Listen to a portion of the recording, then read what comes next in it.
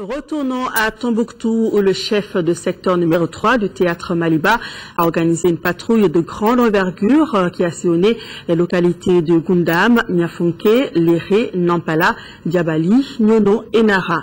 Il s'agissait pour le colonel Keba Sangaré de faire une reconnaissance de zones qui sont désormais sous son commandement après la nouvelle réorganisation du théâtre des opérations. Le commentaire de Daouda Sedeki Diara.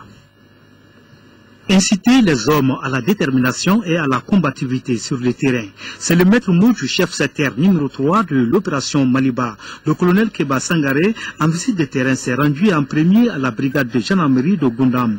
À l'échelon tactique interarmes de Niafunke, il s'est fait une idée de l'aménagement du dispositif sécuritaire. Chaque jour, on doit réaménager les trous. Si vous êtes là aujourd'hui, vous creusez pour la nuit. Demain, quand vous partez, et au fur et à mesure, plus vous tirez sur les positions, plus vous aménagez et vous fortifiez les positions.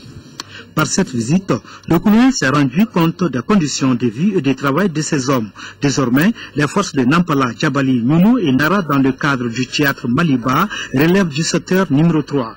Les commandants des groupements tactiques interarmes ont fait le point de la situation sécuritaire de leur zone.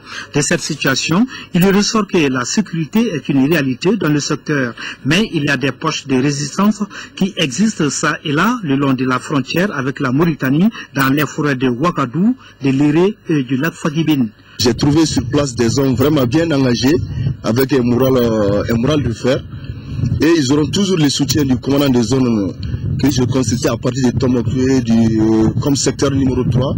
Mais je suis vraiment satisfait de voir les conditions dans lesquelles les troupes se trouvent. L'armement que j'ai vu dans la zone, malgré le sable et le grand vent, l'armement est très bien entretenu. Chacun est à sa position. Le colonel Keba Sangaré a rencontré les populations civiles et les autorités locales afin de les rassurer de la détermination des forces armées à sécuriser leurs biens. Il faut noter la bonne coopération des populations avec nos forces qui a permis de découvrir des explosifs cachés dans la forêt de Léré. Ces engins de mort ont été détruits par une équipe du génie militaire. Auparavant, des djihadistes étaient venus pour récupérer ces explosifs, mais ils ont été mis en déroute par l'armée malienne.